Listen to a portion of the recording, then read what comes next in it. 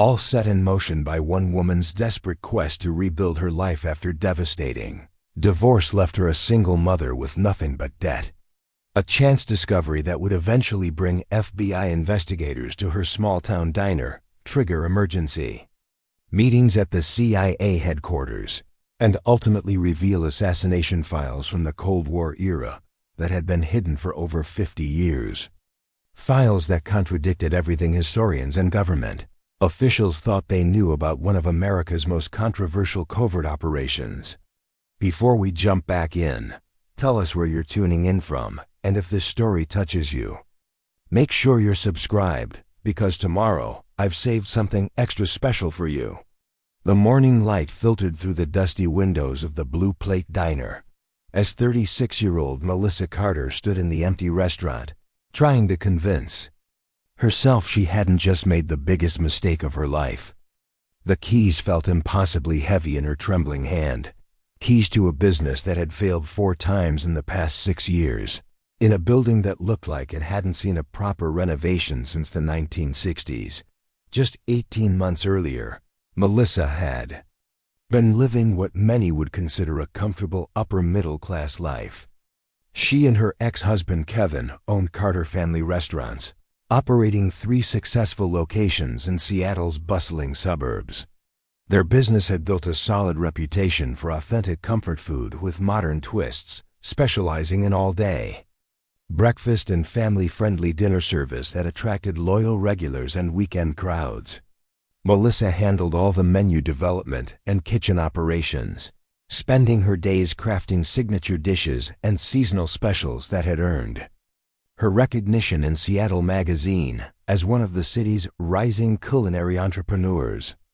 Her famous buttermilk fried chicken with honey lavender drizzle had become legendary among local food enthusiasts, and her innovative take on classic diner food regularly appeared on social media feeds across the Pacific Northwest. Kevin managed the business operations, marketing, and finances that kept their 3 locations running smoothly. Together, they had built something remarkable from nothing. Starting with Melissa's grandmother's recipes and Kevin's business degree from Washington State University, they had met in 2015 at a restaurant where Melissa was working as a line cook, while raising her then 4-year-old daughter Emma from a previous relationship. Kevin was immediately impressed with her culinary talent and entrepreneurial spirit. "You should be running your own kitchen," he had told her that night, business card in hand. "I could help you build something special." And they had. By 2017, they had opened their first small breakfast spot in Bellevue. By 2019, they had expanded to 3 locations across Seattle's eastern suburbs, with plans to open a 4th. By 2021, they owned a beautiful craftsman home in Kirkland, were raising Emma together, and had begun discussing franchise opportunities that could take their concept regional. Melissa's signature breakfast dishes were works of art that customers would drive across town to experience. Her innovation with locally sourced ingredients and commitment to scratch cooking had created a loyal following that kept their restaurants busy even during traditionally slow periods. Her seasonal menu changes became anticipated events, with customers eagerly awaiting each new creation. The restaurant business was equally successful. Corporate clients booked their private dining rooms for breakfast meetings and team lunches. Weekend brunch service required reservations weeks in advance. Their largest location generated nearly $2.2 million in annual revenue, with profit margins well above industry averages, thanks to Melissa's careful menu engineering and Kevin's tight operational controls. Kevin had always been the numbers person, the one who negotiated leases, managed payroll, and handled the increasingly complex logistics of running multiple restaurants. Melissa trusted him completely with the financial aspects of their operation, focusing her energy on food quality, staff training, and maintaining the consistency that had built their reputation. That trust, Melissa would later realize, had been catastrophic. The first sign of trouble came in January 2023, when their primary food supplier began demanding Payment upon delivery instead of the net 30 terms they had enjoyed for years. Kevin had explained it as a temporary cash flow issue. Several large equipment purchases and renovation costs had created a short-term shortage that would resolve itself within weeks. "It's just timing," he had assured Melissa when she questioned why they suddenly couldn't afford to pay vendors on schedule. "The holiday season was slower than projected, and we front-loaded expenses for the new location. Everything will normalize once the spring tourist season picks up." But the cash flow problems didn't normalize. By March, they were juggling payments, delaying orders, and Kevin was spending increasing amounts of time on calls with creditors, explaining why payments would be just a few days late while working out extended payment schedules. Melissa began noticing other warning signs that Kevin dismissed as temporary complications. Their business checking account balance seemed to fluctuate wildly from day to day. Staff paychecks that should have cleared were bouncing. Equipment lease payments that had been automatic for years were suddenly requiring manual intervention. The devastating truth emerged on April 10, 2023, a Monday that started like any other but ended with Melissa's entire world collapsing. She had arrived at their flagship restaurant at 5:30 a.m. to begin preparation for a corporate breakfast event, a quarterly board meeting for a tech company that represented one of their most valuable recurring clients. The event required specialized menu items and service for 40 executives, a project that demanded Melissa's personal attention to maintain the quality standards the client expected. At 9:30 a.m., as Melissa was directing her staff through the final stages of service, two men in suits appeared at the restaurant's office door. She assumed they were early lunch customers or perhaps representatives from the restaurant supply company scheduled to deliver new equipment later that week. Preparing and narrating this story took us a lot of time, so if you are enjoying it, subscribe to our channel. It means a lot to us. Now back to the story. "Are you Melissa Carter?" the taller man asked, producing official-looking paperwork. "We're here to secure the premises on behalf of First National Bank of Washington." Melissa stared at the documents in confusion. "There must be some mistake. Our business accounts are in good standing. My husband handles all the finances and everything is up to date." "Ma'am, according to our records, Carter Family Restaurants is 6 months behind on commercial loan payments, totaling $387,000. We have authorization to secure all business assets immediately."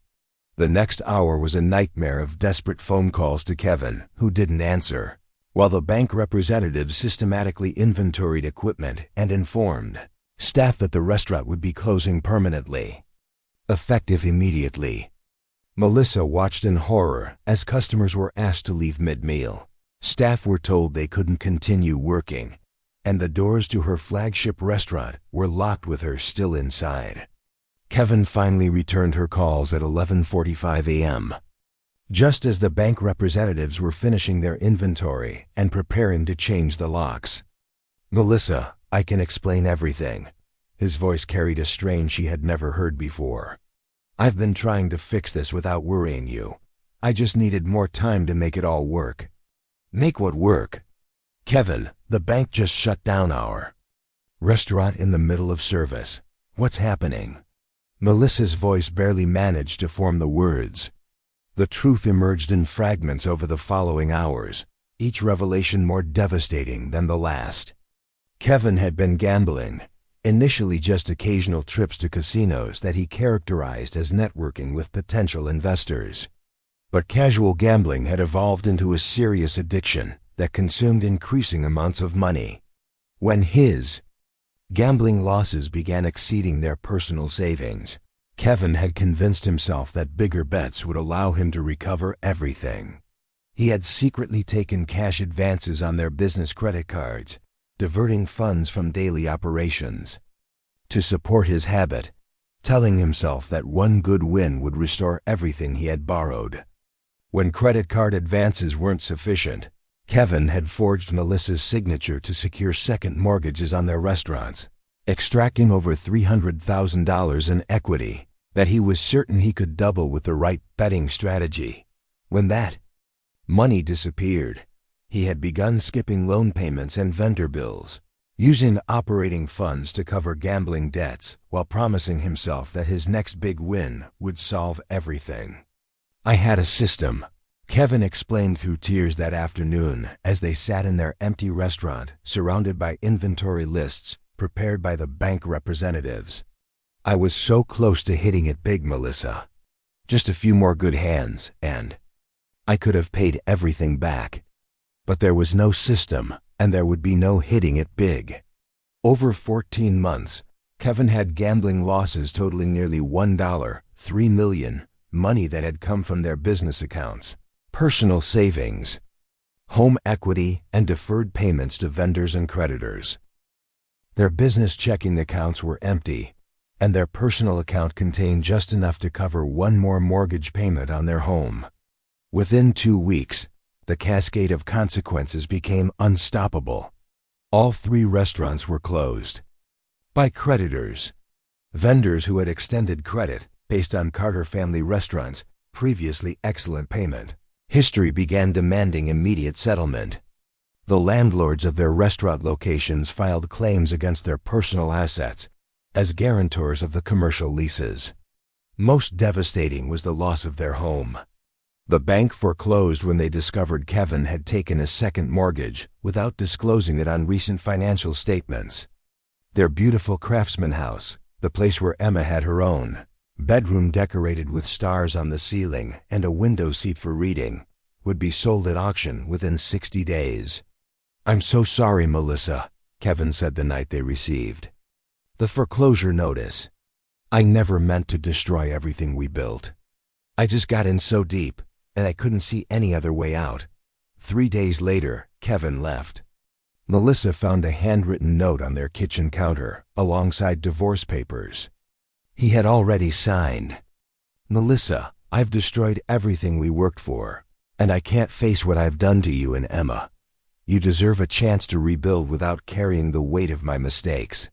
I'm going to stay with my brother in Las Vegas while I try to get help. The divorce will give you protection from any future problems I might cause. I'm so sorry. Please tell Emma I love her." The note was accompanied by a transfer of his remaining interest in their assets to Melissa. Even in his betrayal, Kevin had tried to ensure that Melissa wouldn't be burdened by any future debts or obligations he might create. Melissa found herself at 36 years old with a 12-year-old daughter, nothing but personal belongings, a 2018 Honda CR-V with 142,000 miles, and $8,700 from the sale of her grandmother's jewelry, the only assets the bankruptcy court had classified as exempt personal property. The jewelry sale had been particularly painful. Her grandmother's sapphire pendant and pearl earrings represented the last tangible connections to the woman who had taught Melissa to cook, who had shared family recipes and stories about running a small diner during the 1970s, but survival required sacrificing sentiment. The $8,700 provided just enough cushion to avoid immediate homelessness while she figured out how to rebuild from nothing. For 7 months, Melissa and Emma had lived with her older sister Jennifer in a small 3-bedroom apartment in Tacoma, an arrangement that was supposed to be temporary, but had stretched on as Melissa struggled to find direction for her life. Jennifer, a physician's assistant at Multicare Tacoma General Hospital, had generously offered her spare bedroom and emotional support, but the arrangement strained both sisters as weeks turned into months. Emma was struggling too. The vibrant, confident child who had once had her own room in a beautiful home was now sleeping on a pull-out sofa in her aunt's apartment, attending a new school where she knew no one, and watching her mother work long hours at low-paying jobs that barely covered their basic expenses. Melissa had taken a job as a line cook at Crossroads Diner, a chain operation that served pre-packaged, reheated food to highway travelers. The work paid $15 an hour plus minimal benefits, just enough to cover her share of rent and basic expenses, while contributing to Jennifer's household. But the job was soul-crushing for someone who had spent years creating innovative menus and running successful restaurants. Crossroads operated from standardized procedures using pre-made, frozen ingredients. Melissa's workdays involved reheating soup from plastic bags, microwaving pre-formed burger patties, and assembling bland salads according to photographs posted above the prep station. A mind-numbing routine that used none of her skills and offered no creative satisfaction. "You're wasting your talent," Jennifer told her repeatedly. "You could get hired as a chef at any decent restaurant in Seattle. Le Petit Cochon or Altura would snatch you up in a heartbeat." But Melissa couldn't bear the thought of working for someone else in the industry where she had once been successful. Every job interview felt like admitting defeat, like accepting that she would never again have the independence and creativity that had made her love cooking in the first place. The idea of working in someone else's kitchen, following someone else's recipes, taking orders from chefs who might not appreciate her experience, it all felt like confirmation that bankruptcy had destroyed not just her business, but her identity as a culinary professional. Worse, working in the industry meant constant reminders of what she had lost. Former customers would recognize her, offering sympathetic smiles and awkward conversations about what happened to Carter family restaurants. Food suppliers who had once courted her business would greet her with the careful politeness reserved for people whose circumstances had dramatically changed. The emotional weight of these encounters was almost unbearable. Melissa had worked so hard to build respect and recognition in Seattle's competitive restaurant scene. Seeing that respect replaced by pity felt worse than anonymous failure. She had been a rising star, a female entrepreneur succeeding in a male-dominated industry, a single mother showing her daughter what women could achieve through talent and determination. Now she was flipping frozen burger patties and avoiding eye contact with customers who might recognize her from her previous life. The idea of buying the failed Blue Plate Diner had come from a Facebook Marketplace listing that Jennifer had forwarded as a joke during one of their Friday evening conversations about Melissa's future. "Look at this," Jennifer had laughed, showing Melissa the ad on her phone. $450 for an entire restaurant building. "There's got to be something seriously wrong with it. Maybe it's haunted or built over a toxic waste dump." The ad was brief and honest. Historic diner building for sale. Port Angeles, WA. $450 cash only as his condition. Perfect for someone with more dreams than dollars. Serious inquiries only. Melissa had initially dismissed the idea as ridiculous.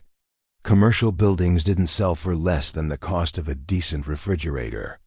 But something about the ad nagged at her for days. Perhaps the seller's brutal honesty about the property being suitable for someone with more dreams than dollars. That phrase resonated with Melissa in a way she hadn't expected.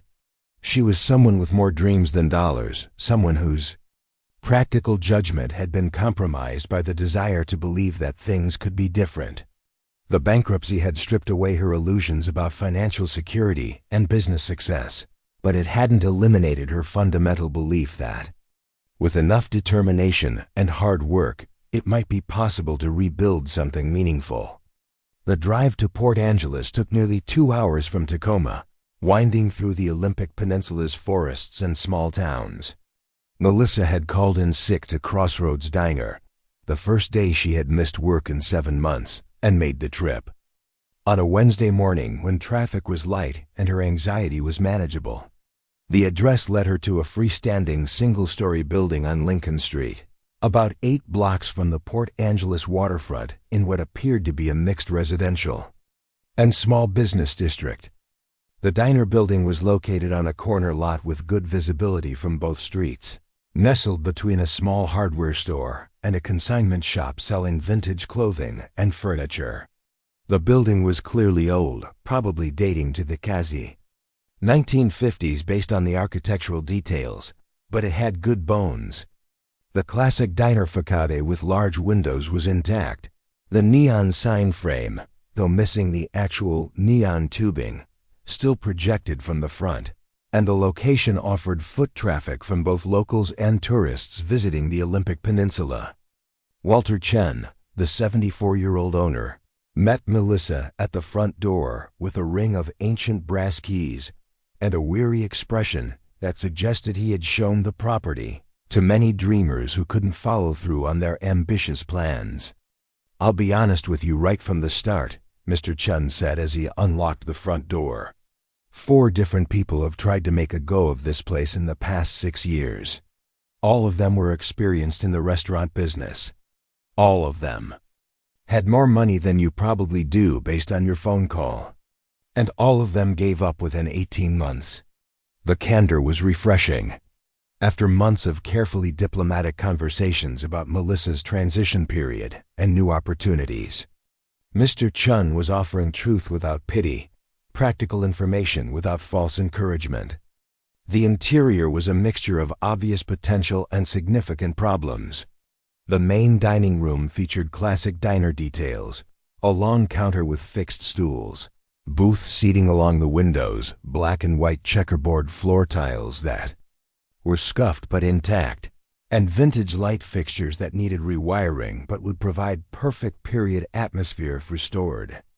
The kitchen equipment was outdated but functional, a 6-burner commercial range that appeared to be from the early 2000s, a large flat-top grill showing significant wear but still operational, a commercial dishwasher that made alarming noises but completed its cycles, and a walk-in freezer that hummed loudly but maintained proper temperature. But there were also obvious issues that would require attention and investment. The electrical system needed updating to handle modern equipment. Loads. The plumbing showed signs of minor leaks and old fixtures.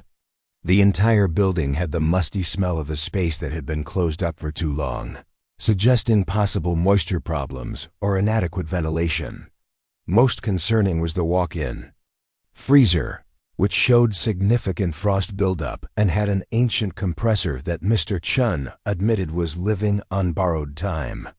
The freezer itself was a vintage unit from the 1960s, a massive steel box with a heavy door and mechanical latching system that looked like something from a submarine movie. The last tenant said this freezer was costing him a fortune in electricity, Mr. Chen explained, pointing to the frosted coils with obvious frustration.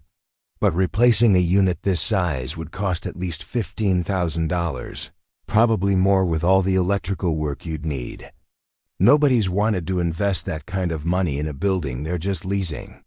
As they toured the small apartment on the 2nd floor, a 1-bedroom space with basic kitchen facilities, a tiny bathroom, and windows overlooking the street, Mr. Chen shared the building's recent history with the detached honesty of someone who had been through too many failed business ventures. "My late wife and I bought this building in 1985 as an investment property," he explained, gesturing toward framed photographs of a cheerful Asian woman standing in front of the diner during its earlier, more prosperous days. For 22 years, it housed Millie's Diner, run by the Miller family. When they retired in 2007, we thought it would be easy to find another tenant. But the restaurant business has gotten so much harder, and this location has challenges we didn't anticipate. The first replacement tenant had been Eric Donovan, an experienced chef from Portland, who had grand plans for a farm-to-table concept, featuring locally sourced ingredients from Olympic Peninsula farms. He had invested nearly $60,000 in new equipment and renovation, creating a beautiful space that attracted food bloggers and culinary enthusiasts from across Washington state. But Eric had underestimated Port Angeles' market for $18 grass-fed burgers and $14 locally foraged mushroom appetizers. His food was exceptional, but the local customer base couldn't support the prices necessary to cover his costs and generate reasonable profit. He lasted 16 months before admitting that his concept was too ambitious for the location. The second attempt came from Jennifer and Michael Rodriguez, a young couple who wanted to create a traditional diner with updated classics and local seafood specials. They had fewer resources than Eric, but more realistic pricing and a better understanding of their potential customer base. The Rodriguez family had built a loyal following among downtown workers who appreciated their breakfast specials and lunch sandwiches, plus weekend customers who came for fresh seafood and home-style dinners. But operating costs were higher than projected, and the couple struggled to generate sufficient revenue to cover rent, utilities, and loan payments on their equipment. They made it 18 months before concluding that the location didn't generate enough consistent traffic to sustain both their business and their growing family. The final month had been particularly difficult, with the couple working 16-hour days while watching their savings disappear and their relationship deteriorate. Under financial pressure, the most recent failure had been particularly heartbreaking. Dorothy Martinez, a 62-year-old grandmother, had used her retirement savings to open Abuela's Kitchen, serving traditional Mexican breakfast dishes alongside American diner classics. Her chilacos and huevos rancheros had attracted customers from Port Angeles' growing Latino community, while her traditional American breakfast items, pancakes, omelets, and biscuits and gravy, had built a steady local following.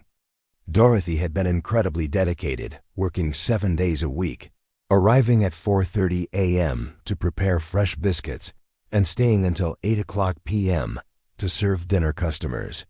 Her food was excellent, her prices were fair, and her customer service was legendary among people who had discovered her diner.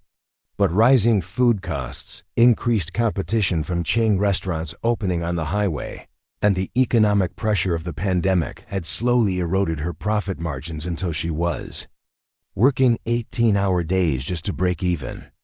The final blow came when her largest wholesale customer, a local hotel that had been buying her breakfast pastries, closed permanently, eliminating 35% of her revenue overnight. Dorothy was the one who really broke my heart, Mr. Chun admitted as they stood in the kitchen where someone had left encouraging messages written in Spanish on her whiteboard. She worked harder than anyone I've ever seen, and her food was incredible. When she finally had to give up, she cried in this kitchen for an hour, apologizing for letting the building down. The asking price of $450 represented Mr. Chun's desire to find someone who would actually use the space rather than maximize his financial return. At 74 years old, with his wife deceased and his children living in other states, he was more interested in seeing the building occupied than in generating significant income from its sale. "At my age, I don't need the money," he explained with the practical resignation of someone who had learned to prioritize meaning over profit. "I need to know that this building will be useful to someone instead of just sitting empty." My wife always said that buildings were meant to have life in them, not just collect dust. The terms were remarkably simple. $450 cash for the building and all remaining equipment, with the buyer responsible for all taxes, utilities, and any necessary repairs. Mr. Chun would transfer the deed immediately with no financing contingencies, inspection periods, or other complications that might give either party second thoughts about the transaction. As Melissa stood alone in the empty diner after Mr. Chun left, to give her time to consider the decision, she felt the weight of a choice that could define the rest of her life. The logical part of her brain cataloged all the reasons this was a terrible idea. She had extremely limited capital, no business plan, no established customer base in Port Angeles, and no guarantee that she could succeed where 4 previous experienced operators had failed spectacularly. The ancient freezer in the corner seemed to mock her optimism, its noisy compressor reminding her that even buildings with good bones could hide expensive problems that destroyed the dreams of people who couldn't afford to fix them. The musty smell suggested moisture issues that could require thousands of dollars in remediation. The outdated electrical system might need complete replacement to handle modern equipment safely. But something about the space called to her in a way that transcended practical calculation. The diner felt right in a way that Crossroads never had. She could imagine herself working at the stainless steel prep stations, The smell of fresh coffee and breakfast filling the space, customers gathering in the worn booths to share stories about their daily lives. More importantly, Melissa realized that buying the diner represented something more than a business investment. It was a chance to reclaim the independence and creativity that bankruptcy had stripped away. At $450, even complete failure wouldn't be financially catastrophic, but success could provide the foundation for rebuilding everything she had lost, while creating something entirely her own.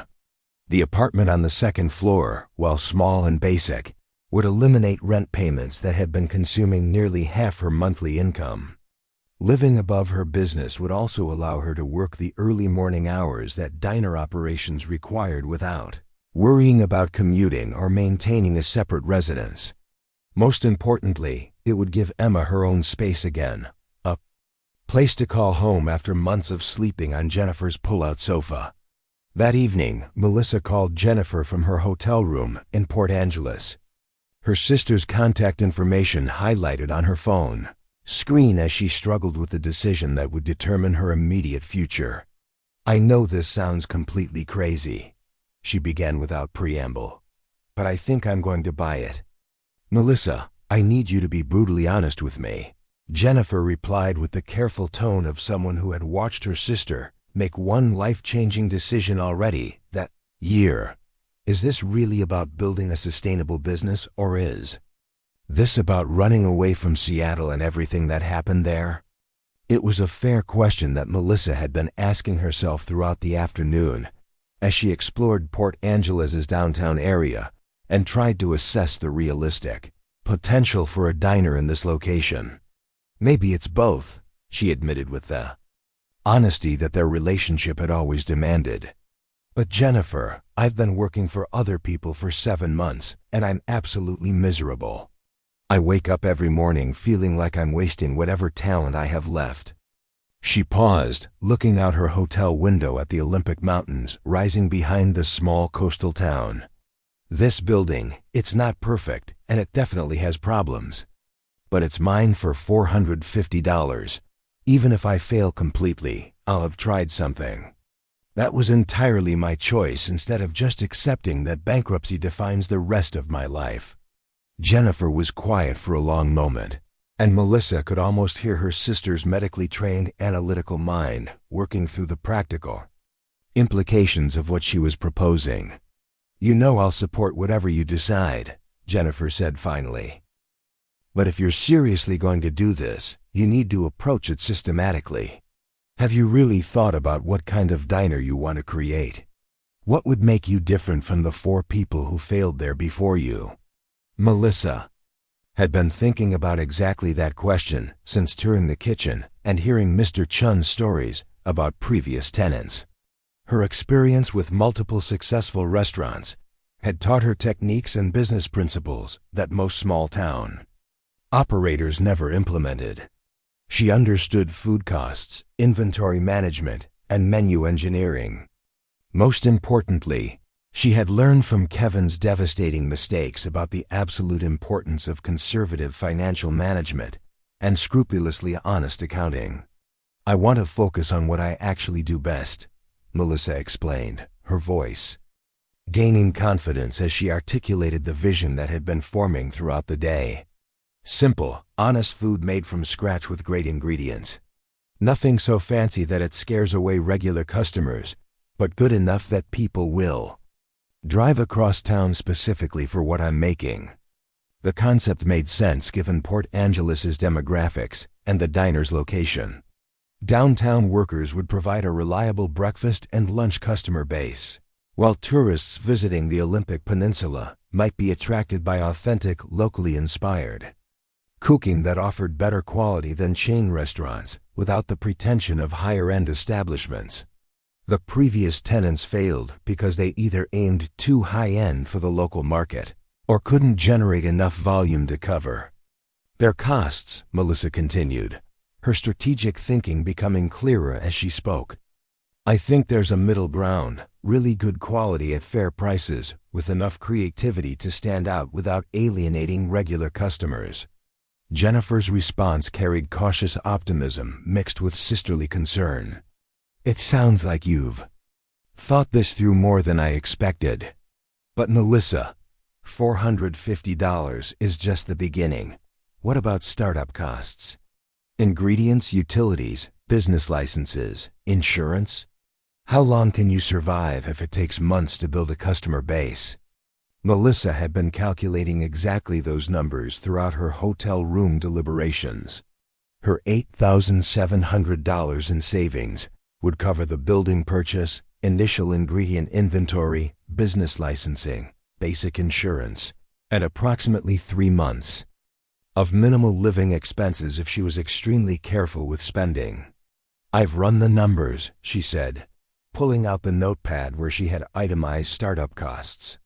"If I live in the apartment and keep overhead absolutely minimal, I can operate for 3 months on what I have saved. That should be enough time to determine whether this can work or whether I need to admit defeat and find another job." The timeline was tight, but it was realistic given her resources and the low cost of the building. More importantly, the 3-month deadline would force her to focus on building revenue quickly rather than getting distracted by expensive improvements or ambitious expansion plans. The next morning, Melissa returned to Port Angeles with $450 in cash, a cashier's check for the first month's utilities, and a determination to transform financial disaster into entrepreneurial opportunity. Mr. Chun met her at the building with a notary public and all the necessary paperwork for immediate transfer of ownership. "I have a good feeling about you," Mr. Chun said as he handed over the heavy ring of keys that would unlock Melissa's new life. "You have that look of someone who understands that real success takes time and patience, not quick schemes. The other people who tried this place were in a hurry to get rich or prove something. I think you just want to make good food and build something sustainable." As the notary seal made the building transfer official, Melissa felt a mixture of terror and exhilaration that she hadn't experienced since her early days. Building the restaurant business with Kevin, she owned a building, owned a business opportunity, and owned a chance to prove that bankruptcy wasn't the end of her story, but rather the beginning of something completely different. Standing alone in her diner after the paperwork was complete and Mr. Chun had departed with warm wishes for success, Melissa looked around at the space that would determine whether her leap of faith represented brilliant courage or desperate foolishness. The commercial grill that would need to prove its reliability. The prep tables where she would create dishes that might restore her professional reputation. The dining room where customers would either embrace or reject her vision for what a diner could be. The ancient freezer caught her attention again, its mechanical hum serving as a visible reminder that even buildings with good foundations could hide problems that destroyed the dreams of people who couldn't afford to fix them. But that freezer also represented an opportunity once her business was established and generating reliable income. Replacing it would be one of her first improvement projects. For the first time in 15 months, since that devastating April morning, when bank representatives had locked the doors of her flagship restaurant, Melissa Carter felt like she was exactly where she needed to be, facing exactly the challenge she was meant to tackle. Tomorrow would bring the hard work of obtaining business licenses, establishing vendor relationships, and turning an empty building into a thriving diner. But tonight belonged to possibility and the satisfaction of having chosen hope over fear. The divorced single mother who had lost everything to her husband's gambling addiction was gone, replaced by the owner of the Blue Plate Diner, ready to discover whether $450 could buy a second chance at independence, creativity, and the American dream. As Melissa climbed the narrow stairs to her new apartment, carrying the few possessions she had brought for her overnight stay, she felt a profound sense of purpose that had been missing since the bankruptcy destroyed her previous life. The building she had purchased for less than the cost of the used commercial mixer was about to become the foundation for rebuilding not just her career, but her identity as someone who created beautiful, delicious food that brought joy to other people's lives. She couldn't have imagined as she fell asleep that first night in the small apartment. Above her diner that the ancient freezer she planned to replace was hiding documents that would transform her simple business venture into one of the most significant historical discoveries in Washington. Since the Cold War, the building she had bought as a desperate attempt to rebuild her life was about to reveal secrets that had been waiting over 50 years for someone with the courage to look beneath the surface and the determination to preserve what others might have discarded. The following morning, Melissa woke before dawn in her new apartment, immediately aware of the profound change in her circumstances. For the first time in nearly a year and a half, she was waking up in a space that belonged entirely to her, with work ahead that would directly benefit her own future rather than someone else's business. The sensation was both liberating and terrifying. Her first order of business was assessing the kitchen equipment more thoroughly than the brief tour with Mr. Chun had allowed. The 6-burner range appeared to be from the early 2000s old, enough to lack modern energy efficiency, but young enough to function reliably if properly maintained. The flat-top grill showed significant wear, but heated evenly across its surface. The dishwasher completed its test cycle without leaking, though the drainage was slower than ideal. Most concerning was the walk-in freezer, which maintained temperature, but showed significant frost buildup and made mechanical noises that suggested it would need professional attention sooner rather than later. Most importantly, all the equipment was clean and appeared to have been properly maintained by Dorothy Martinez before her diner failed. The previous tenant had clearly taken pride in her operation, leaving behind detailed cleaning schedules, maintenance logs, and even handwritten notes about the quirks and optimal settings for each piece of equipment.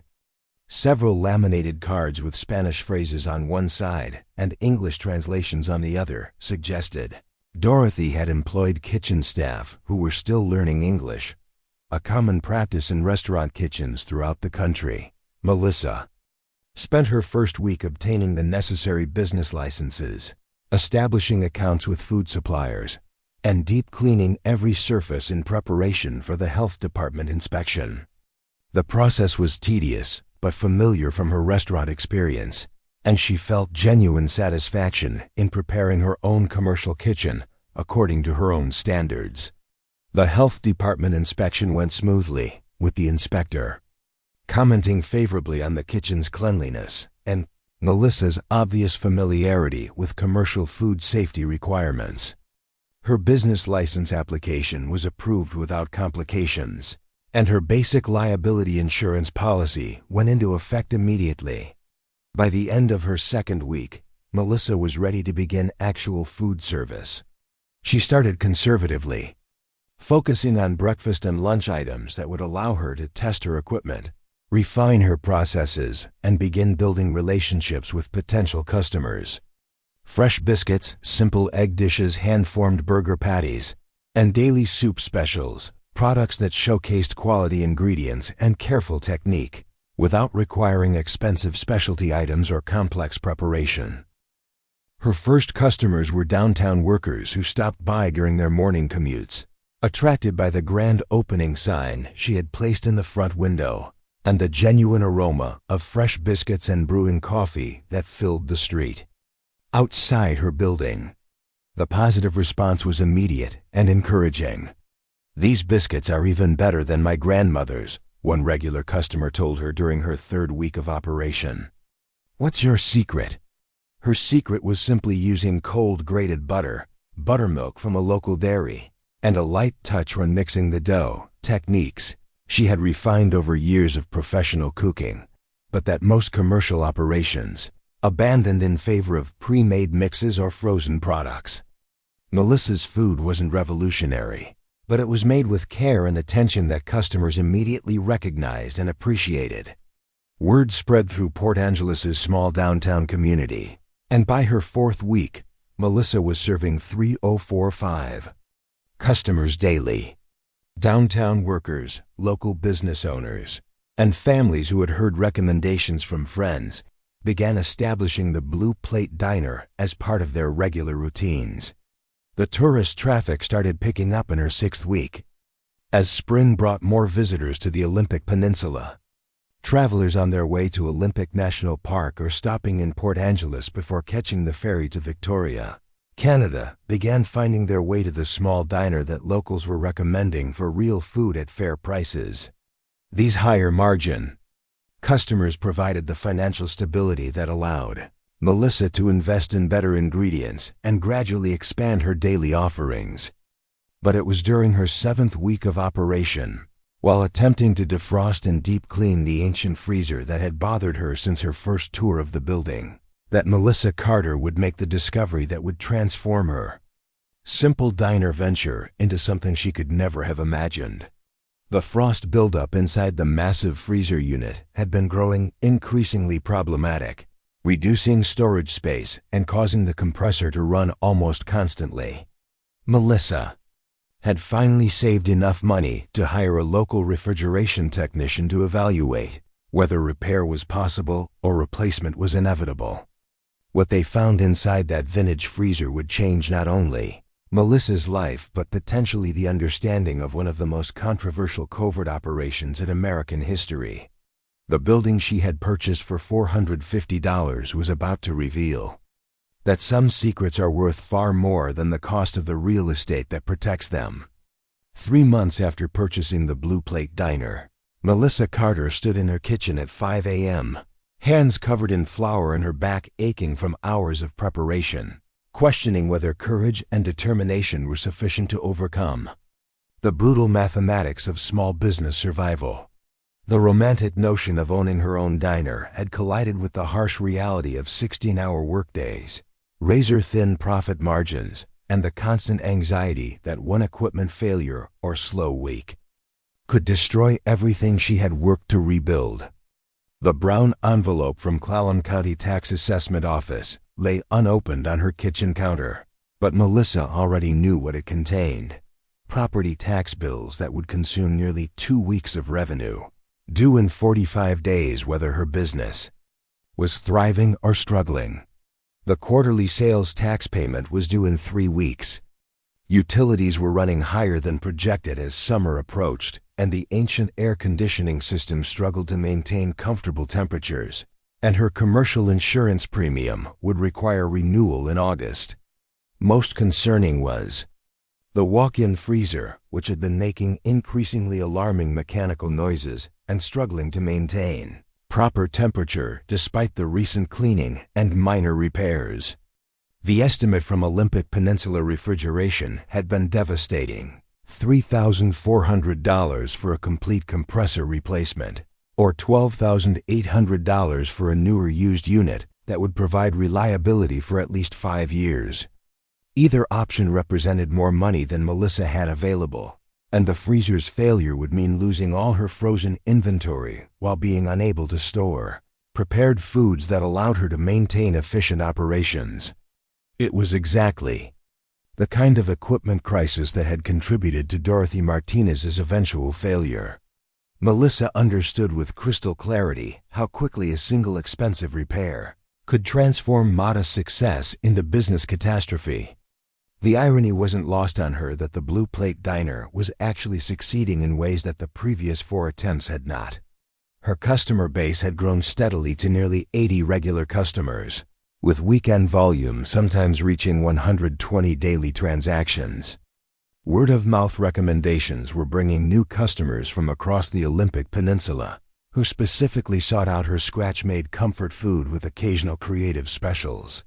Yesterday's sales had totaled $973, her highest single day revenue since opening. Her house-smoked brisket special had sold out before 1 p.m., and she had taken orders for 3 graduation celebration catering jobs that would generate over $1,200 in revenue. Local food bloggers had begun featuring the Blue Plate Diner in their recommendations, and the Port Angeles Chamber of Commerce had invited her to participate in their upcoming Taste of the Peninsula event. But success without sufficient capital reserves meant operating on a financial knife's edge where any unexpected expense could prove catastrophic. Melissa's savings account contained $1,850, enough to cover exactly 3 weeks of operating expenses if revenue disappeared entirely, but insufficient to address major equipment repairs or seasonal fluctuations that could reduce income during slower winter months. The stress was taking a physical toll that Melissa tried to hide from her daughter, Emma, and the customers who depended on her cheerful demeanor. She was losing weight despite being surrounded by food all day, surviving on 5 hours of sleep nightly, and developing the chronic back pain that seemed to plague every chef who spent long hours leaning over hot grills and prep tables. More troubling was the growing realization that even modest success might not be sustainable at her current scale of operation. To generate sufficient income to both cover living expenses and build necessary capital reserves, Melissa would need to either dramatically increase volume or raise prices to levels that might alienate the working-class customers who formed the core of her clientele. The phone call that would change everything came at 7:15 a.m. on a Tuesday morning in July, while Melissa was preparing the day's first batch of biscuits for her breakfast customers. "Melissa, I'm sorry to call so early." Jennifer's voice carried an urgency that immediately captured Melissa's attention. "I just got off a 12-hour shift, and I've been thinking about your situation all night. We need to talk seriously about your finances." Jennifer had visited the diner the previous weekend and observed firsthand the exhausting pace that Melissa was maintaining while trying to balance quality, customer service, and financial survival. As a medical professional with emergency department experience, Jennifer had developed expertise in recognizing when people were pushing themselves beyond sustainable limits. "I can see how hard you're working, and I'm incredibly proud of what you've built," Jennifer continued. "But I'm also terrified that you're going to work yourself into a medical emergency while trying to save a business that might not be financially viable at this scale." The conversation that followed forced Melissa to confront realities she had been avoiding through sheer determination and 16-hour workdays. Jennifer had researched small business failure rates and discovered that most restaurant operations required 18 to 24 months to achieve sustainable profitability, even with adequate initial capitalization. "You're trying to bootstrap a business with virtually no capital reserves," Jennifer explained with the brutal honesty that their relationship had always demanded. "That means any equipment failure, seasonal slowdown, or unexpected expense could force you to close, regardless of how good your food is or how hard you're willing to work." Jennifer had also researched the specific history of the building Melissa had purchased, discovering public records that revealed why previous tenants had failed. Despite producing quality food and building loyal customer bases, the combination of old infrastructure, seasonal variations in tourist traffic, and Port Angeles' limited market for dining created challenges that required substantial financial cushions to survive. "Dorothy Martinez wasn't incompetent," Jennifer continued. "She was an excellent cook with dedicated customers, but she couldn't survive an equipment failure during a slow season because she didn't have adequate reserves. You're following exactly the same pattern, just with different menu items." The harsh assessment stung because it was accurate. Melissa had been so focused on proving that she could rebuild her life through determination and skill that she had ignored the mathematical realities of undercapitalized small business operations. Her success was real, but it was also fragile, in ways that no amount of hard work could completely overcome. "What are you suggesting?" Melissa asked, though she suspected she already knew Jennifer's recommendation. "I think you should seriously consider selling the building while you still have positive equity, and using the proceeds to either recapitalize the business properly or find a different opportunity that doesn't require as much physical and financial risk." Jennifer had researched property values in downtown Port Angeles and discovered that Melissa's building, despite its problems, was worth significantly more than the $450 she had paid. The location near the waterfront, the classic diner architecture, and the gradual revitalization of the area as a tourist destination had increased property values considerably over the past few years. A local realtor told me that buildings like yours are selling for $55,000 to $70,000, depending on condition. Jennifer explained. That would give you enough capital to either invest properly in the diner business or pursue other opportunities without the constant stress of operating on financial margins that allow no room for error.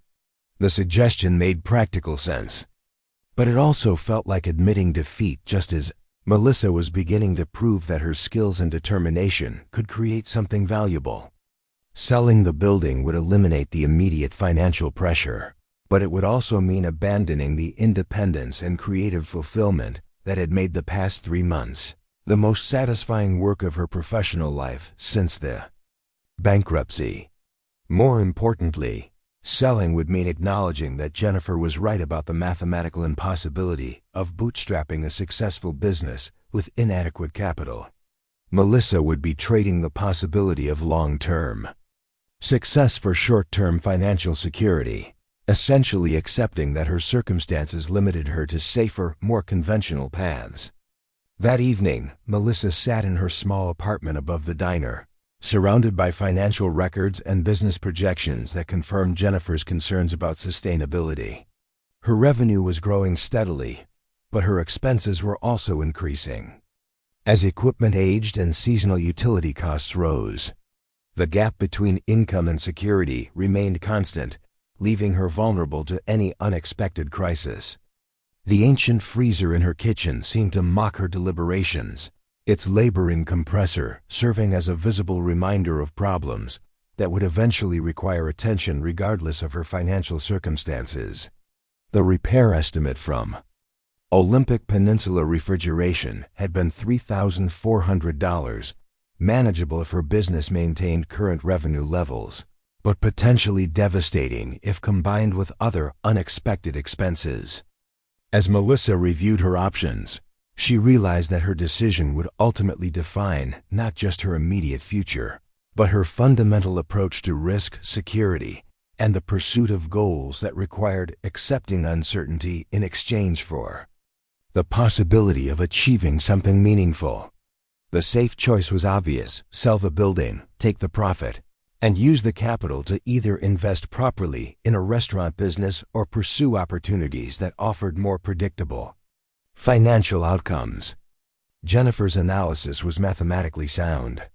Melissa's current trajectory involved risks that extended beyond mere business failure to potential physical and emotional exhaustion. But the safe choice also meant abandoning the vision that had sustained her through the darkest period of her life. For 3 months, Melissa had experienced the satisfaction of creating food that brought genuine joy to her customers, the pride of building something entirely through her own efforts, and the daily proof that her professional skills retained their value despite the bankruptcy that had nearly destroyed her confidence. More fundamentally, selling would mean accepting that financial security was more important than the possibility of achieving independence and creative fulfillment. It would be a practical decision that prioritized avoiding failure over pursuing success, reducing risk at the cost of eliminating the possibility of building something truly her own.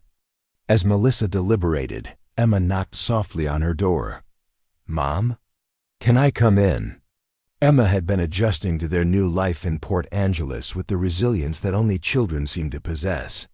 After initial reluctance about leaving her friends in Tacoma, she had embraced the adventure of living above a diner, making new friends at school, and even helping with simple tasks during weekend breakfast service. "I'm just doing some paperwork, sweetheart. What's up?" Melissa tried to hide the financial records, not wanting to burden her daughter with adult concerns. Emma sat on the edge of the bed, looking more serious than a 12-year-old should. "Are we going to have to move again?"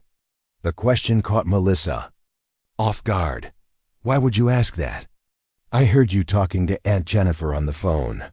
It sounded like she wants us to sell the diner and go back to Tacoma." Melissa took a deep breath, weighing how much to share with her daughter. She had always tried to be honest with Emma without overwhelming her with adult problems.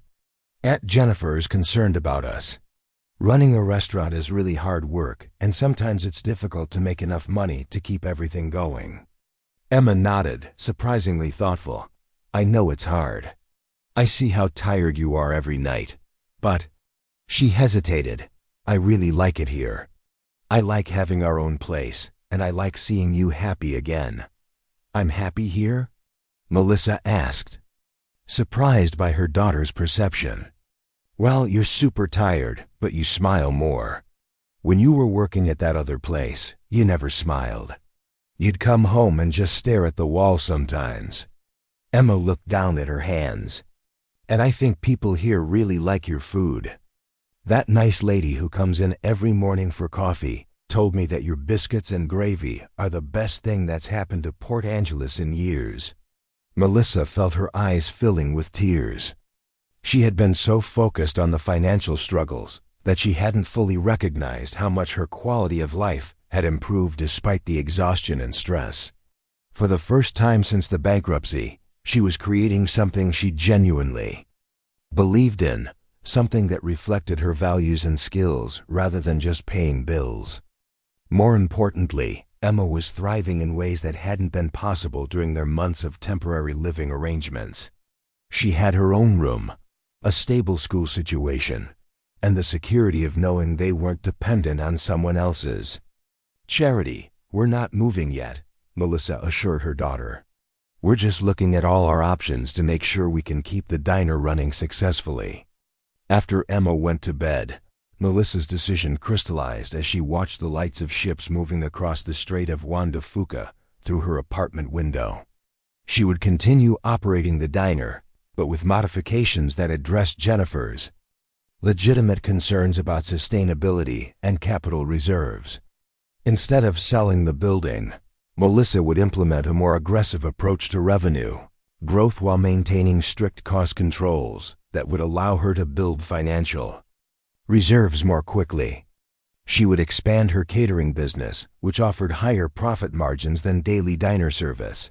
She would establish wholesale relationships with local bed and breakfasts and coffee shops that could provide steadier income streams. Most importantly, she would set specific financial benchmarks that would determine whether the business was truly viable or whether she needed to reconsider her strategy. The commitment represented a middle path between reckless optimism and premature surrender. Melissa would give herself 6 more months to prove that the Blue Plate Diner could become financially sustainable, but with clear metrics that would prevent emotional attachment from overriding practical judgment. Her first step was addressing the immediate equipment crisis that threatened to derail her progress. Rather than spending $3,400 on compressor repairs, Melissa decided to investigate alternative cooling solutions that might provide short-term relief while she saved for a permanent replacement. The ancient freezer was energy inefficient and unreliable, but it still maintained temperature most of the time. If she could extend its useful life by even a few months, she might accumulate enough capital for a proper replacement. The next morning, Melissa called Ryan Blackwood, a local refrigeration technician who had given her the initial repair estimate. I can't afford the full repair right now, she explained honestly. But I'm wondering if there's any way to keep this thing running for another 3 to 4 months while I save up for a proper replacement. Ryan had worked on vintage commercial equipment throughout the Olympic Peninsula for over 20 years. Let me come take another look, he offered. Sometimes these old units have simple problems that get overlooked because everyone assumes they're just worn out. No promises, but it's worth checking before you spend thousands you don't have. That afternoon, Ryan arrived with his tools and a level of curiosity about vintage equipment that went beyond mere professional interest. They don't make freezers like this anymore, he commented, examining the massive unit with obvious appreciation. This is a Coldmaster Superior from around 1965, built like a tank. The compressors in these old units can actually last 4050 years if they're properly maintained. As Ryan began disassembling the access panels to examine the mechanical components, Melissa explained her financial situation with candid honesty. "I need this freezer to last until I can afford a replacement. Even if it's not perfect, I just need it functional enough to keep food safely frozen for a few more months." Ryan nodded understanding as he worked. Small business is brutal. "My dad owned a hardware store when I was growing up, and I remember plenty of nights when our dinner conversation revolved around whether we could make payroll that week." His methodical examination of the freezer revealed several issues that contributed to its inefficiency: a clogged condensation drain, minor refrigerant leaks, and accumulated debris in the condenser coils. "These are all fixable without replacing. The major components," Ryan explained, "won't make it new, but might keep it running for another 6 to 12 months if we're lucky." The estimated repair cost was $620, still significant for Melissa's tight budget, but far more manageable than the full compressor replacement. More importantly, it provided a realistic bridge solution that would allow her to build capital reserves while continuing operations. "Let's do it," Melissa decided. "If it buys me even 6 months, that's enough time to save for a proper replacement." As Ryan began the repair work, he asked Melissa to help clear space around the back of the freezer, moving years of accumulated storage items that previous tenants had placed behind and beneath the massive unit. "We need better airflow around the condenser," he explained. "These old units need to breathe." Melissa began removing plastic bins, ancient cleaning supplies, and miscellaneous restaurant equipment parts that had been stored in the cramped space behind the freezer. As she cleared the area, she noticed something unusual: what appeared to be a modified panel on the back wall of the freezer, slightly different in color and texture from the surrounding metal. "Ryan, what's this?" she asked, pointing to the panel. "It looks like someone installed an access point that wasn't part of the original design." Ryan examined the panel with professional curiosity. "That's definitely not factory standard. Someone modified this unit at some point, maybe for easier access to the cooling lines. Let me take a closer look." As Ryan removed the screws securing the panel, both he and Melissa expected to find additional refrigeration components, or perhaps an improvised repair from a previous owner. What they discovered instead was a carefully constructed hidden compartment that had been intentionally built into the freezer's insulated wall, a space approximately 24 inches wide, 18 inches tall, and 8 inches deep, large enough to contain substantial objects while remaining completely hidden from casual inspection. The compartment contained what appeared to be a metal document case, roughly the size of a small briefcase, secured with a combination lock that showed significant age and corrosion. The case was wrapped in protective plastic sheeting that had preserved it from moisture despite decades inside the freezer's wall. "What the hell?" Ryan muttered, carefully extracting the case from its hiding place. This definitely wasn't in the repair manual. Melissa stared at the case in astonishment. Who would hide something inside a freezer wall? And how long has it been there? Ryan examined the construction of the hidden compartment with professional appreciation. Based on the materials and techniques, this modification was done sometime in the late 1960s or early 1970s. Someone went to considerable trouble to create this hiding place. This is skilled metalwork that would have required professional tools and expertise. The discovery presented Melissa with an immediate decision. Should she attempt to open the case, potentially damaging whatever was inside, or seek professional assistance first? The combination lock appeared to be inoperable due to corrosion, meaning that accessing the contents would likely require destroying the locking mechanism. "I've got a friend who works with old safes and security systems," Ryan offered. "He might be able to open this without damaging it. Want me to give him a call?" Melissa nodded, her mind racing with questions about what the case might contain, and why someone had gone to such elaborate lengths to conceal it. "Yes, please. I'd rather not break into it if there's a chance we can open it properly." Ryan's friend, Marcus Delgado, arrived an hour later. A retired locksmith with decades of experience with vintage security systems, Marcus examined the case with professional curiosity. "This is a diplomatic courier case from the 1960s, he explained. U.S. government issue, the kind used to transport classified documents. They were designed to be tamper-evident and highly secure for their time. The implications were startling. A government-issue secure document case, hidden inside the wall of a commercial freezer in a small-town diner, suggested scenarios far beyond ordinary business concerns. Melissa felt a chill that had nothing to do with the freezer's temperature.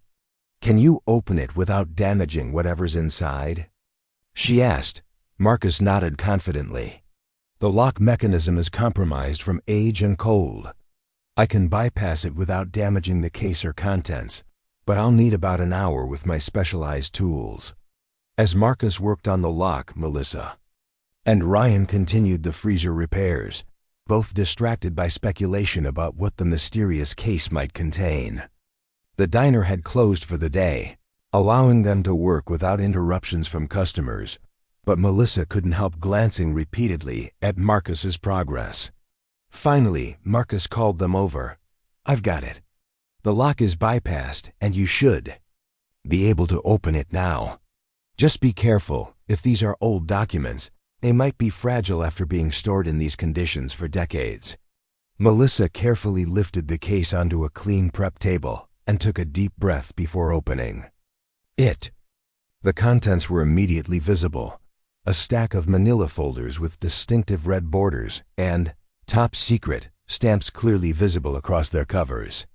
Each folder contained what appeared to be typewritten documents, handwritten notes, black and white photographs, and maps with detailed markings.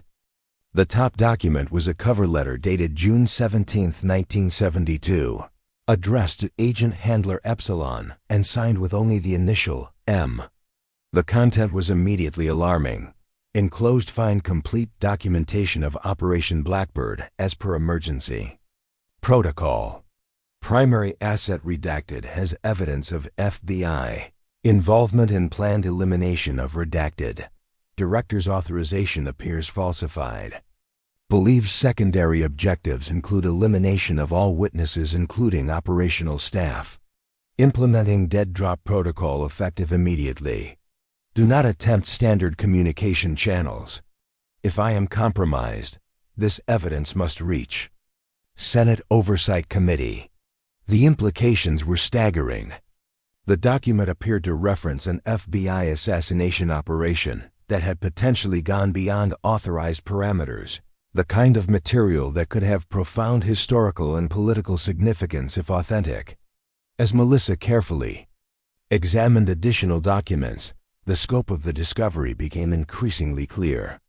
The files contained what appeared to be operational plans, surveillance photographs, transcripts of recorded conversations, and internal FBI memoranda related to a covert operation targeting a prominent political figure in the early 1970s. Most disturbing were handwritten notes that suggested the operation may have exceeded its authorized parameters, with some agents potentially operating without proper oversight or authorization from FBI leadership. If authentic, these documents could represent evidence of serious abuses of power during one of the most politically volatile periods in American history. Ryan and Marcus stared at the documents with expressions of growing concern. "Melissa," Ryan said carefully, "if these are authentic government documents from a classified operation, having them in your possession could potentially be a federal offense. I'm not a lawyer, but I think we need to be very careful about how we proceed." Marcus nodded agreement. Documents with these classification markings were never meant to be in private hands. Even decades later, there could be legal implications for possessing them.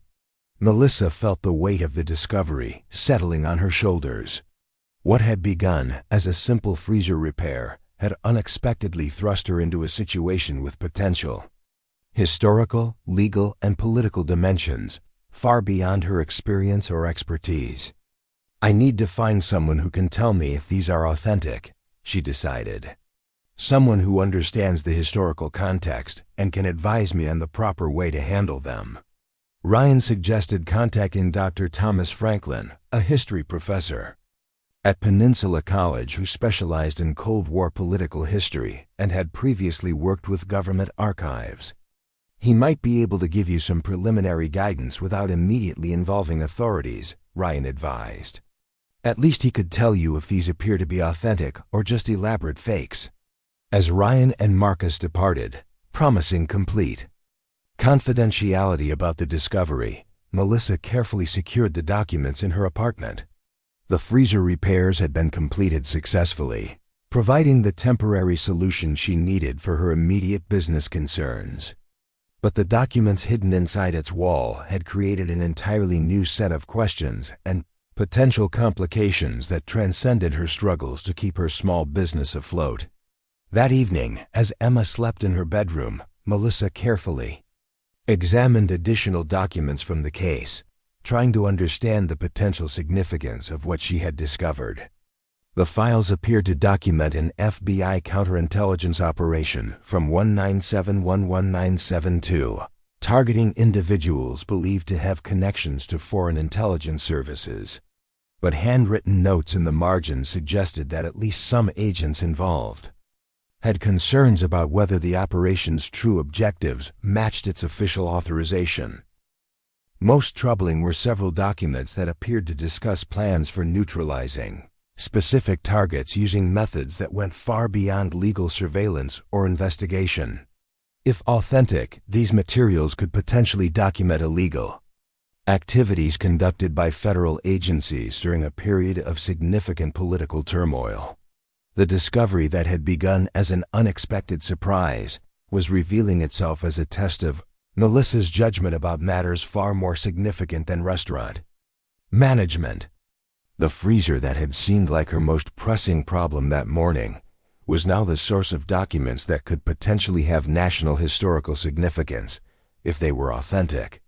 Melissa's email to Dr. Thomas Franklin was carefully worded, describing her discovery as historical documents from the early 1970s, potentially related to FBI operations, without mentioning classification markings or specific content.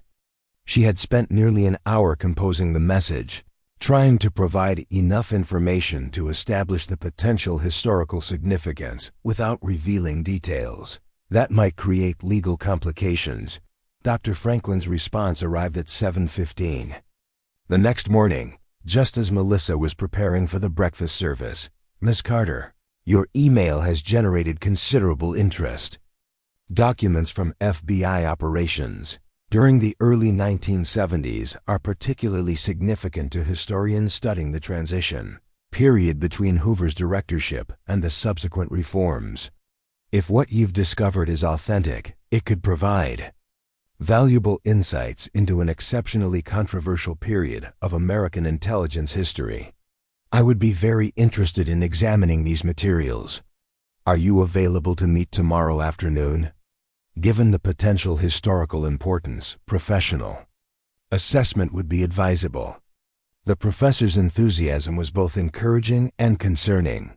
Encouraging because it suggested her discovery might indeed be historically significant, but concerning because it confirmed that her quiet period of private research and decision-making was about to end. Melissa called Dr. Franklin's office number and reached him directly. "Miss Carter, thank you for contacting me about your discovery," Dr. Franklin began without preamble. "I should mention that claims about classified government documents are not uncommon in this region because of nearby military installations, but most turn out to be mundane or already declassified materials.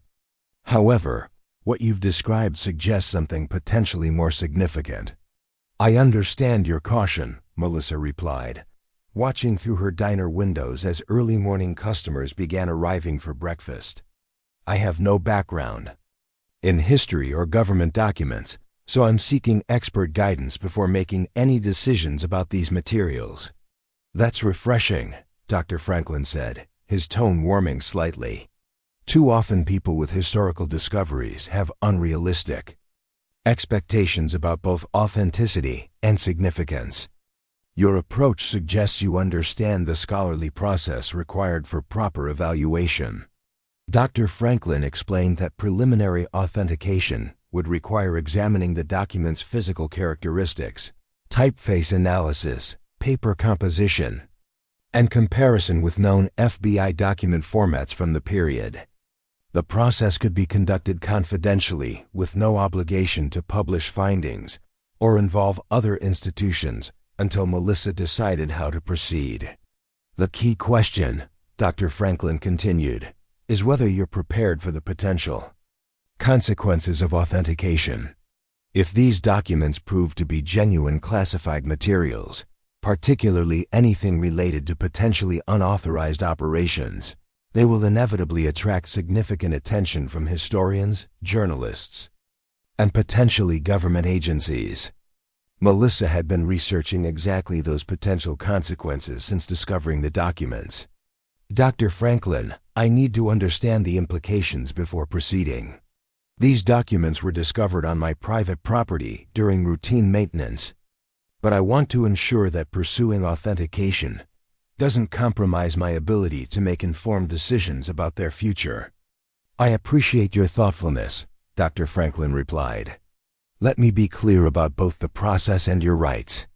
As the property owner who discovered these materials on your own land, you retain certain basic rights to the physical documents. However, if they contain still classified information, the situation becomes more complex regardless of how they came into your possession. He explained that preliminary authentication could be conducted at Melissa's diner, allowing examination of the documents without removing them from her control. This approach would provide the information needed to make informed decisions while minimizing exposure to broader institutional involvement. My recommendation would be a discrete preliminary assessment to establish basic authenticity markers. Dr. Franklin continued, this would give you understanding of what you actually possess before determining whether to pursue more extensive authentication or institutional collaboration. The approach seemed both professional and respectful of Melissa's position, offering the expertise she needed without immediate commitment to broader academic or government involvement. Melissa decided that preliminary authentication was worth the risk of eventual institutional attention. I'd like to arrange a meeting, Melissa said finally, but I'd prefer to conduct the initial examination here at my diner rather than transporting the documents to your campus. Absolutely, Dr. Franklin replied immediately. Field examination is often preferable for historical materials, particularly when they've been discovered in unexpected contexts. I can arrange to visit tomorrow afternoon if you're available. They confirmed arrangements for Dr. Franklin to visit the diner the following day. After ending the call, Melissa felt both anticipation and anxiety about crossing the threshold. From private discovery to professional evaluation, she spent the morning researching Dr. Franklin's academic background and publications, wanting to understand his expertise and approach before entrusting him with potentially sensitive historical materials. Dr. Franklin's credentials were impressive. Ph.D. in American History from Georgetown University, author of 3 books on Cold War intelligence operations, and numerous published papers on domestic surveillance programs during the 1960s and 1970s. One of his recent articles titled, Beyond COINTELPRO, Undocumented FBI Domestic Operations, 1970 to 1975, seemed directly relevant to Melissa's situation. The article argued that historical understanding of FBI operations during the transition from J. Edgar Hoover's leadership remained incomplete due to missing or destroyed documentation, and that significant activities had potentially been conducted without proper authorization or oversight during this turbulent period. Reading Dr. Franklin's research, Melissa realized that her documents might not just be valuable artifacts, but potential evidence for historical theories that scholars had been pursuing for decades. If authentic, The files could provide direct insight into FBI operations that had remained mysterious since the 1970s. Dr. Franklin arrived at the Blue Plate Diner precisely on time the following afternoon, after Melissa had closed for the day. He appeared to be in his early 60s with silver hair and wire-rimmed glasses, carrying a leather messenger bag containing what looked like specialized equipment for document examination. "Miss Carter," he extended his hand with a firm handshake. "Thank you for allowing me to examine these materials. I must admit your discovery has generated considerable anticipation. Authentic operational documents from this period could fill significant gaps in our historical understanding of intelligence activities during a particularly controversial era." Melissa led him to a private area she had prepared in the apartment upstairs, away from any potential interruptions or curious observers. Dr. Franklin immediately began unpacking specialized equipment, high-resolution cameras, magnifying devices, ultraviolet lights, and what appeared to be reference materials for analyzing government documents. "Before we begin," Dr. Franklin said, donning white cotton gloves, "I want to emphasize that this examination is confidential academic consultation. I won't discuss these materials with anyone without your explicit permission, and you retain complete control over any decisions about further examination or institutional involvement." Melissa carefully retrieved the metal case from her secure storage, feeling the weight of history as she placed it on the examination table. Dr. Franklin's eyes widened slightly as he examined the case itself, running gloved fingers over the government markings and security features. "This is consistent with diplomatic courier cases used for classified document transport during the late 1960s and early 1970s, he murmured, speaking partly to himself as he worked. The security features, materials, and construction techniques align with State Department and intelligence community standards from that period. With meticulous care, Dr. Franklin began examining the documents themselves, starting with the cover letter that Melissa had initially discovered. He studied the paper under various light sources, examined the typeface with magnification, and checked security markings against reference materials he had brought. The paper shows the correct cotton fiber composition for classified documents. From this period, he explained while examining one document under magnification. The typewriter impressions are consistent with IBM, Selectric models commonly used for government correspondence in the early 1970s. Melissa watched the authentication process with growing excitement and apprehension. Each positive indicator from Dr. Franklin increased both the potential significance of her discovery and the complexity of decisions she would soon face about how to proceed. "The content is particularly remarkable," Dr. Franklin continued, while carefully translating government abbreviations and code names with evident expertise. "These appear to be operational plans and assessment reports created during a highly sensitive counterintelligence operation. If authentic, they provide direct evidence for activities that have been largely speculative in historical scholarship." He pointed to specific passages in the typewritten reports that describe surveillance techniques and operational objectives. "This document appears to detail plans for what they're calling direct intervention against targets deemed to be national security threats, including individuals associated with various political movements. And here," he indicated another file, "we see what appears to be authorization documentation with signatures that would be extremely valuable for determining the chain of command for these operations." The translations confirmed what Melissa had begun to understand through her own research.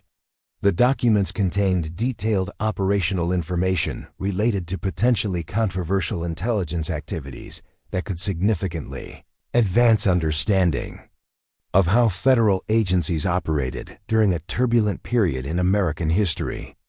"Dr. Franklin," Melissa asked carefully, "assuming these documents are authentic, what would be their potential significance for historical understanding of this period?"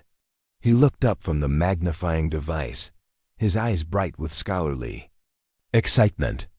"Miss Carter," if these materials are genuine, and preliminary indicators strongly suggest they are, they could fundamentally change our understanding of domestic intelligence operations during one of the most controversial periods in FBI history. Dr. Franklin explained that existing historical records provided limited insight into actual operational details during the transition period after J. Edgar Hoover's death in 1972.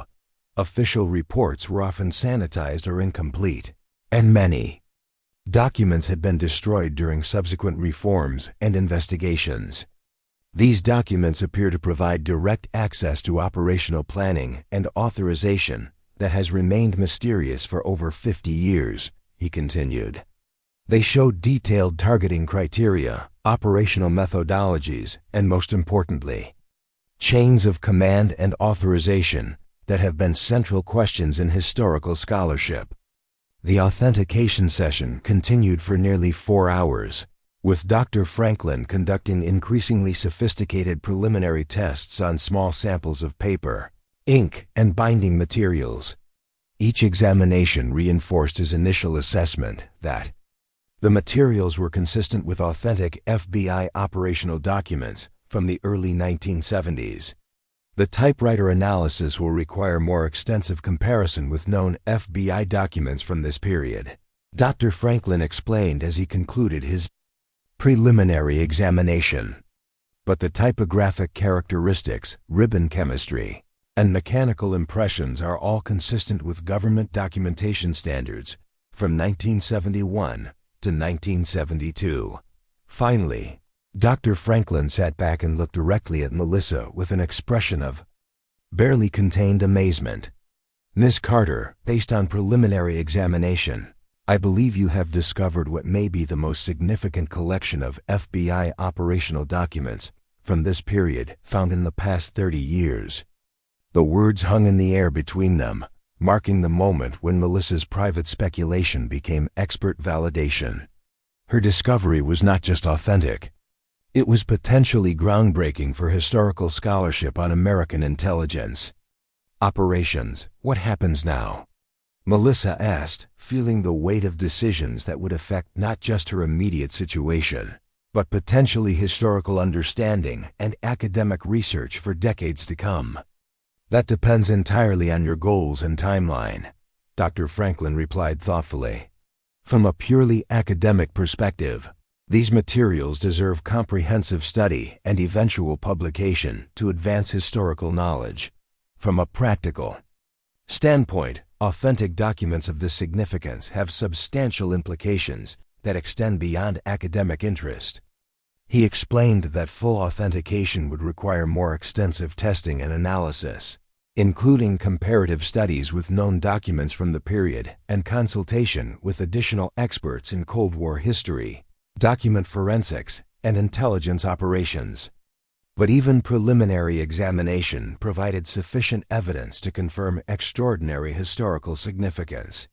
The question, Dr. Franklin continued, is whether you're interested in academic collaboration that could maximize historical understanding, private consideration of options that could address immediate concerns, or some combination that serves multiple purposes. Melissa felt the complexity of the decision weighing on her. The authentication confirmed that her discovery could indeed provide transformation that would permanently alter her circumstances. But it also revealed historical significance that transcended mere personal benefit. These documents represented insight into American history that had remained hidden for over 50 years. Decisions about their future would affect not just her family situation, but historical knowledge itself. Dr. Franklin, I appreciate your expertise and discretion, Melissa said finally. I need some time to consider the implications of what you've confirmed, but I also have practical concerns about maintaining my business operations while making decisions about these materials. I understand completely, he replied. Historical discoveries often create tension between immediate practical needs and longer-term scholarly value. What I can offer is continued consultation as you consider your options, and if you decide to pursue academic collaboration, I can facilitate connections with institutions that might provide both scholarly resources and appropriate support. Dr. Franklin packed his equipment and prepared to leave. He handed Melissa a business card with multiple contact numbers. Miss Carter, regardless of what you decide about these documents, please know that their discovery represents an extraordinary contribution to historical knowledge. I hope we can work together to ensure they receive the attention they deserve while serving your legitimate interests. After he departed, Melissa sat alone at her kitchen table where the FBI documents lay spread across the surface, their significance now validated by expert examination. The authentication had answered some questions while raising others that were potentially more complex. She now knew with confidence that her discovery was historically significant and potentially valuable. But she also understood that pursuing either academic collaboration or any form of disclosure would inevitably attract broader attention to both the documents and their discovery location. Word would spread through professional networks, potentially reaching institutions or individuals with interests that might not align with her needs. Some might question whether documents of this nature should remain in private hands, regardless of how they were discovered. Most immediately, Melissa realized she needed to secure the documents more carefully than her apartment provided. Materials confirmed to be this historically significant required professional preservation and security measures that her current setup couldn't provide. That evening, Melissa called Jennifer, deciding that family should be informed about the discovery's confirmed significance before she made decisions about next steps. "Jennifer, I need to tell you about something I discovered during the freezer repairs," she began carefully. "Something that changes our situation significantly." "Melissa, please tell me you're not calling about some crazy scheme that's going to jeopardize the diner just when it's finally becoming stable," Jennifer replied with the exasperated tone of someone who had worried about her sister's impulsive decisions throughout the recovery from bankruptcy. "Actually, it's exactly the opposite," Melissa said. "I've discovered something in the building that could potentially solve our financial concerns permanently, while preserving historically significant materials that deserve proper attention." She explained her discovery and Dr. Franklin's authentication in terms that emphasized both historical importance and potential implications. Jennifer listened with growing amazement as Melissa described FBI operational documents that could fundamentally change historical understanding of domestic intelligence activities. "You're telling me that classified FBI documents were hidden inside your freezer wall, and you just happened to find them during routine repairs?" Jennifer asked, her medical training immediately focusing on practical implications. "Not exactly classified in the current sense," Melissa clarified. "More like historical documentation of operations that were controversial even at the time they were conducted. The difference matters because these documents could have both historical value and significant implications for understanding abuses of power in American history." Jennifer was quiet for a moment before responding. "Melissa, if these documents are as significant as this professor suggests, you need proper legal consultation before making any decisions about authentication, disclosure, or academic collaboration. Historical discoveries of this nature involve complex legal and ethical questions that could affect both immediate decisions and long-term interests." Her perspective provided sobering reminder that validating the discoveries' significance was only the first step in a process that would require careful navigation of academic, legal, and practical considerations. But for the first time since inheriting devastating debt from Kevin's gambling addiction, Melissa felt that she was dealing with opportunities rather than just problems. The documents spread across her kitchen table represented more than potential financial transformation. They were connections to truth about American history that had waited over 50 years for someone with the courage to look beneath the surface and the determination to preserve what others might have discarded. The building purchased as a desperate attempt to rebuild her life had apparently protected materials that could advance Understanding of a controversial period in American intelligence operations. The freezer that had seemed like her most pressing financial challenge had preserved documents that might change historical scholarship in ways that transcended its mechanical problems.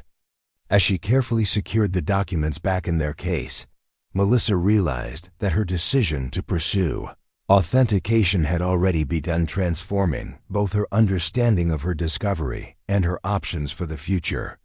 Whatever decisions lay ahead, she was no longer simply trying to save a struggling diner. She was stewarding historical discoveries that could change scholarly understanding of American history while preserving her connection to materials that had found their way into her care through circumstances that seemed increasingly remarkable. The authentication had confirmed that the freezer repair she had delayed for months, out of financial necessity, had led to one of the most significant document discoveries related to FBI operations in recent decades. Tomorrow would begin the real work of determining how these materials could serve both historical truth and her practical needs in the 21st century. The discovery was validated. The institutional interest was about to begin. And the divorced single mother who had purchased a failing diner for $450 was about to learn whether she possessed the wisdom necessary to handle materials that could rewrite understanding of one of America's most controversial periods of domestic intelligence operations. 3 days after Dr. Franklin's preliminary authentication, Melissa sat in the office of Patricia Langford, an attorney specializing in historical artifacts and cultural property law. Jennifer had researched specialized legal counsel and insisted that Melissa consult with an expert before making any decisions about the document's future. "Let me be clear about your legal position," Attorney Langford explained after Melissa had described the discovery and preliminary authentication. "As the legal owner of the building where these materials were discovered, you have certain property rights to the physical documents themselves. However, the content of these documents, particularly if they contain information that was classified at the time of their creation, creates a more complex legal situation." The attorney explained that historical government documents discovered on private property existed in a legal gray area. Court precedents had established that private citizens could maintain possession of historically significant government documents under certain circumstances, particularly when those documents had been abandoned for decades and discovered through legitimate property ownership. "The government might argue these documents were never legally declassified," Langford continued. "But you have strong counterclaims based on abandonment, the historical significance of the materials, and the legitimate manner in which you discovered them. The key is approaching the situation in a way that respects both historical value and your rights as the discoverer." Melissa listened carefully, trying to understand the complex legal landscape. "What would you recommend as the best approach moving forward?" "Based on your description and Dr. Franklin's preliminary authentication, these documents have significant historical value that deserves preservation and scholarly attention," Langford advised. "However, you also have legitimate personal interests that should be protected during this process." The attorney recommended a carefully structured approach that would balance historical preservation with Melissa's rights as the discoverer. The documents should be professionally preserved and authenticated by qualified experts, preferably through an academic institution with experience handling sensitive historical materials. This process would establish their provenance and historical significance while protecting them from physical deterioration. Simultaneously, we should establish a clear legal framework that recognizes your role as the discoverer and preserves certain rights regarding how the documents are handled," Langford continued. "This might include recognition in any publication or exhibition, reasonable compensation for the historical value of the materials, and participation in decisions about their future preservation. Most importantly, Langford advised against any approach that appeared secretive or involved private sale to collectors. Documents of this historical significance deserved proper scholarly attention and eventual public access, which would be best accomplished through collaboration with reputable academic or archival institutions. The worst approach would be attempting to sell these documents privately to the highest bidder, Langford warned. That would potentially trigger government intervention claiming classified status, regardless of how long they've been hidden or how they were discovered. Up next, you've got two more standout stories right on your screen. If this one hit the mark, you won't want to pass these up. Just click and check them out. And don't forget to subscribe and turn on the notification bell so you don't miss any upload from us.